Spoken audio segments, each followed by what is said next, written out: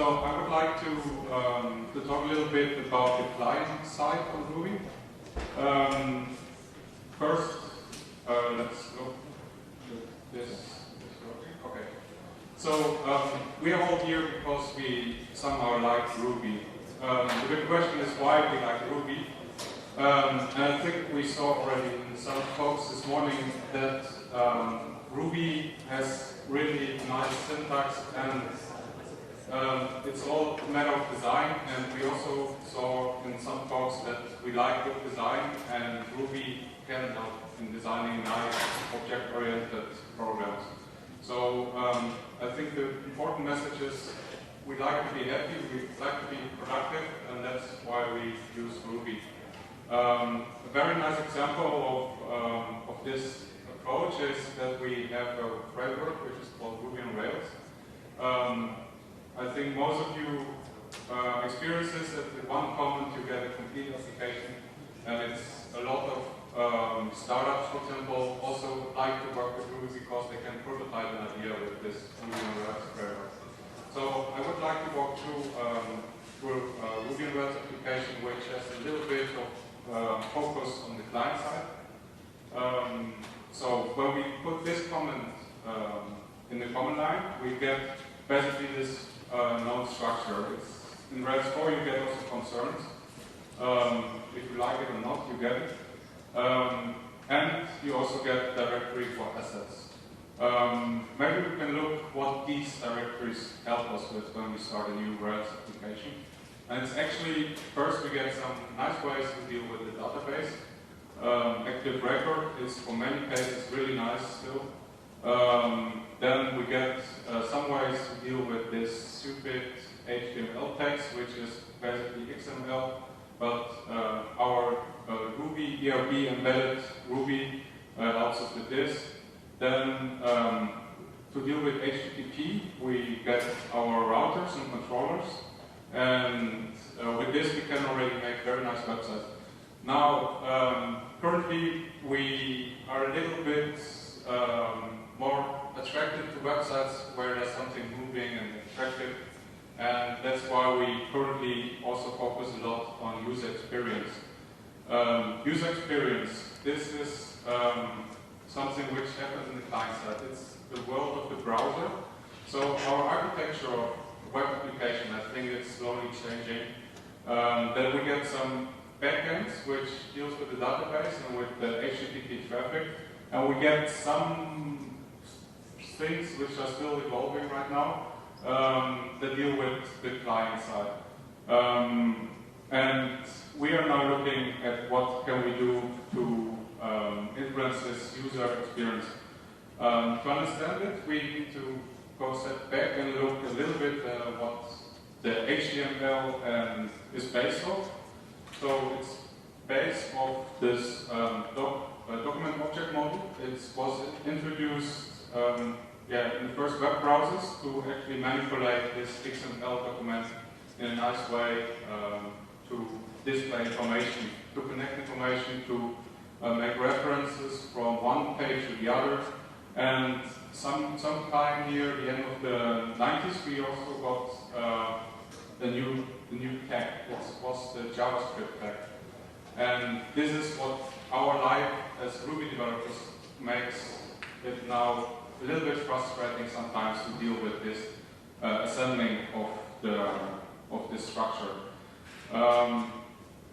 When we look at making more complicated documents, we should a little bit understand JavaScript. So for the people who don't have it ready yet in the back of the mind, JavaScript is the language of the browser, and we have got events. Events is something which is not built in Ruby by default, I would say, but it's built in by default in JavaScript.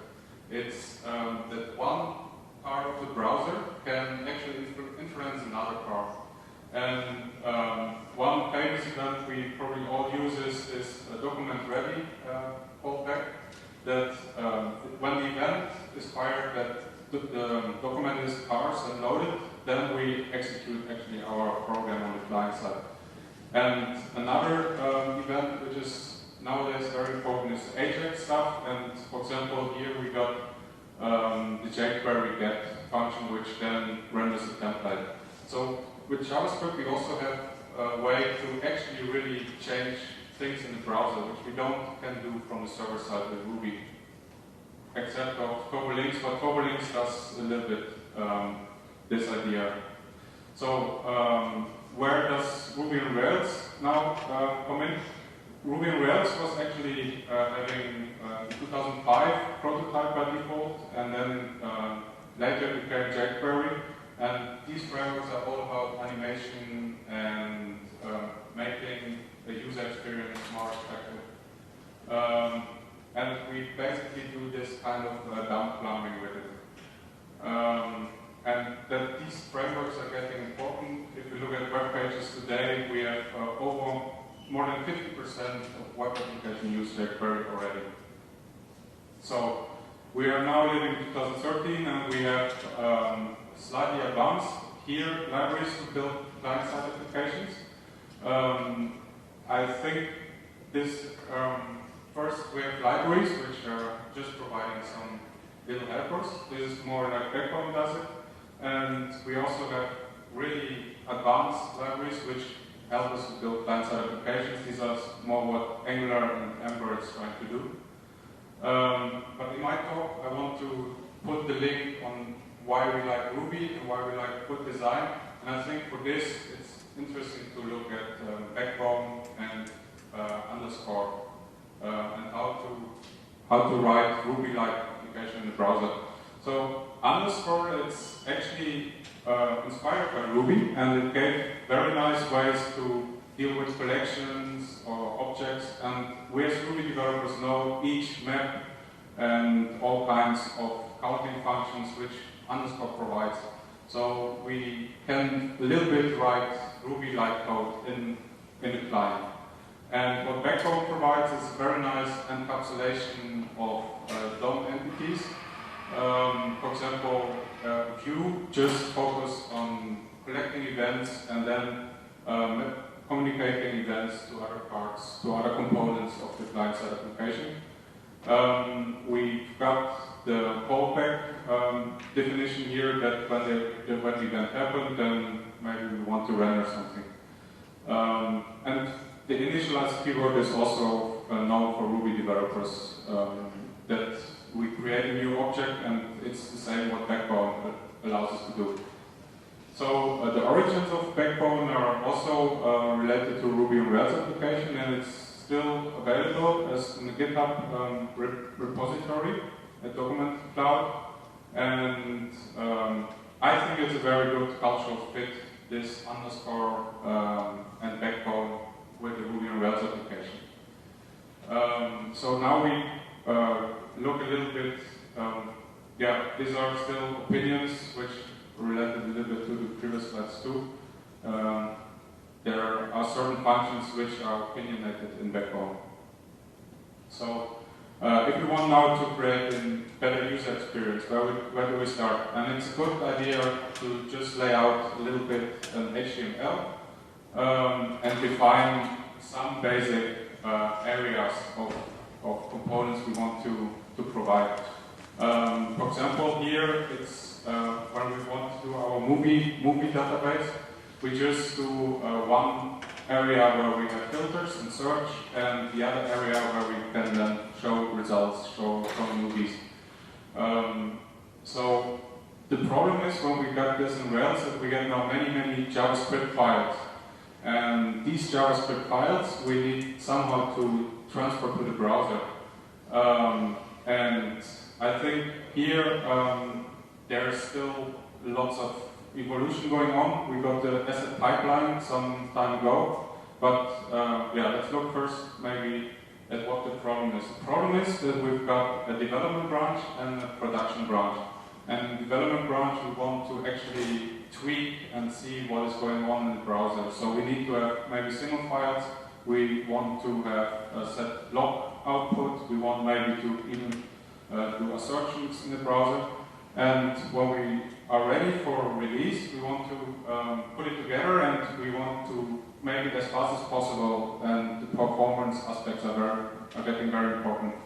So for production, we actually need to pre-process, if you like, CoffeeScript. This is the first step in production, or even in development. We need to have concatenation, and we have to have minification. And this is what Sprocket does.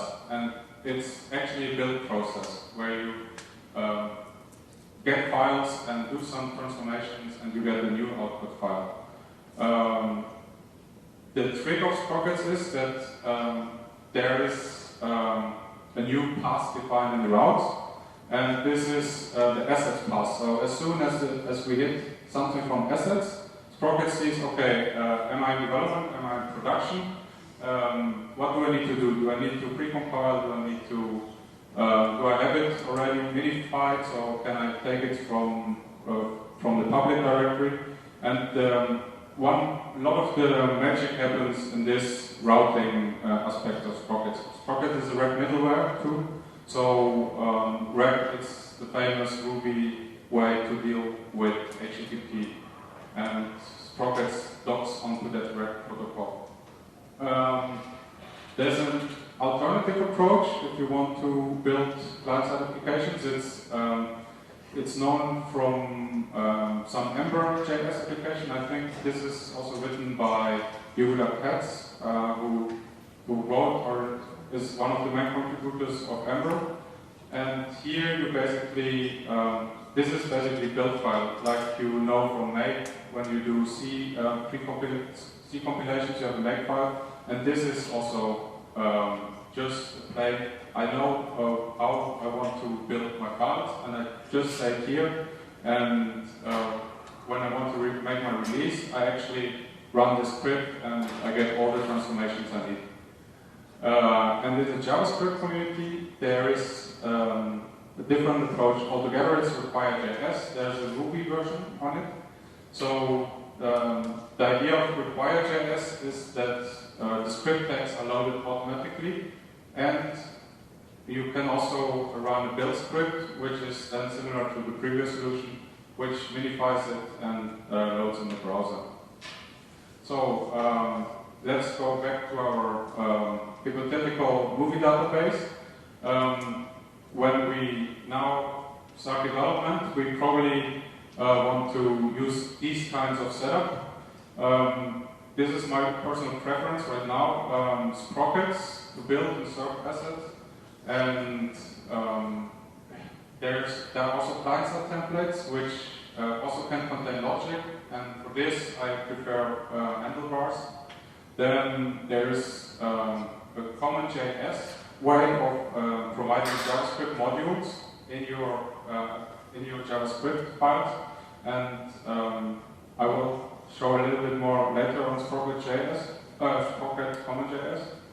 And there is also a nice trick to use quiet assets. It will be also default in Rails 4 to actually suppress lots of this, lots of debug output or logging output in the server. Okay. So let's look at the client-side template. It's basically, this is the handlebars syntax, and what we see here is that it's actually nice that we can have helpers like here. If we want to provide a rating with, say, 5 stars, we can just say write a helper and say, okay, we call this list stars, and we get then 5 stars after each other. This is also known to Ruby and Rails developers. It was trashed already this morning, but it's still, I think, very convenient to have good helpers. So, if your application grows, we all know the problem that we want just to work in modules. Modules is a nice way to shield some logic or to design your application.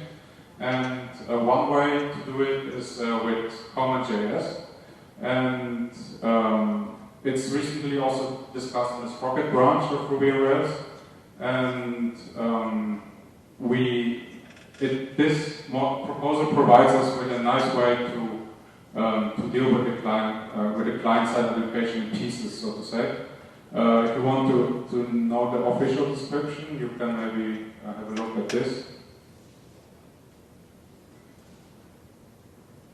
And with this CommonJS approach, we now have a nice way to require parts of an application, like here.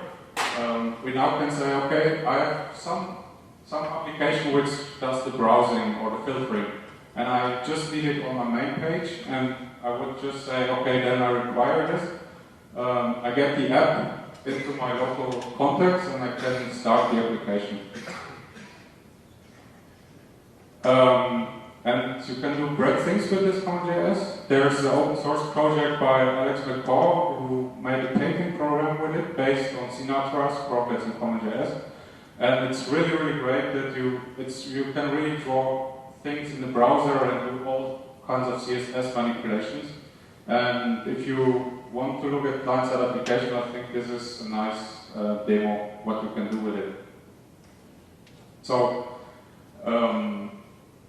once we have our application ready, we maybe think, okay, how do we deal with it? That we we share our application, or we just want to make some nicer gems for production. One way is actually, which is also popular with Sprockets, is that you package assets as a gem, and there it's still again a little bit fight with the JavaScript community, because they say, well, why do we want to support Ruby gems? Because we want to have control of our source code, and we don't want to have yet another project to support.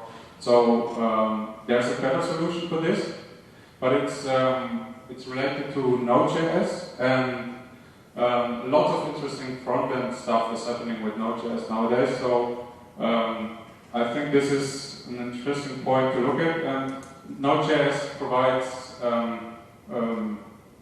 like Bundler, I would say. It's called Bower. So when you run this Bower, you can actually download all your front-end libraries you just need. An example for our movie database, Mulder, which was, when I was thinking about it, related to the prizes in Cannes. It's, I think, Mulder. So at least these are the libraries, and they're defined in the Bower JSON file, and we can now run Bower install, Bower list, and with Bower installer, then we also get it copied in our vendor directories.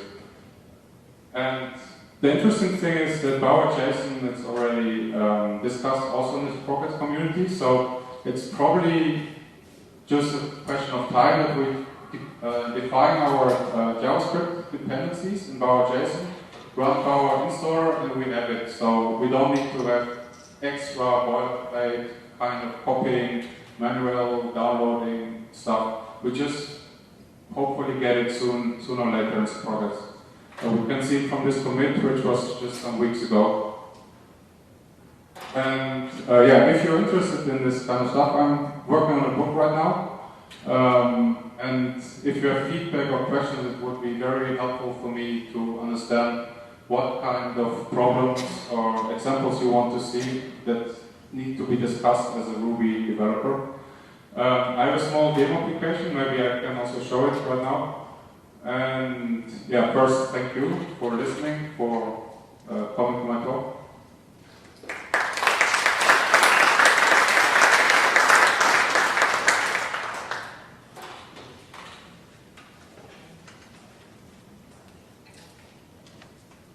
So no questions right now.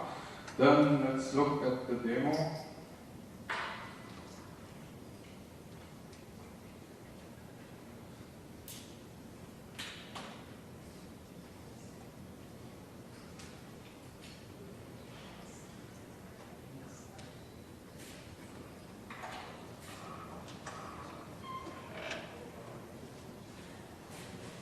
So this is just a very basic idea of how you would design a social network for movies, maybe.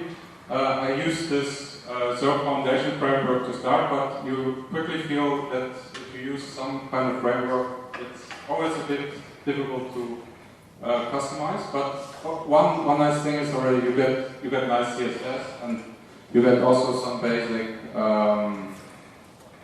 functions for dynamic animations of the screen. So what this idea is, here, for example, there would be movies, and you want to select the movie, and you actually just want them to render information in a bigger screen on the movie you just click. And the nice thing is, if you then use a client-side framework, you then can easily combine the click events. And for example, if you now want to browse just alphabetically, or if you did a search, you maybe just want to click next, and we see here then there's the movies from below are just automatically clicked.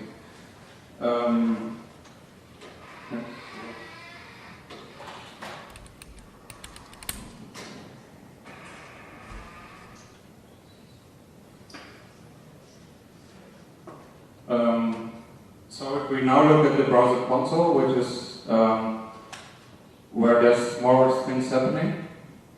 First, for example, there's a hidden counter behind these kind of events, and it's managed by underscore functions, and here they also call the same show functions. And now let's look at the code of this.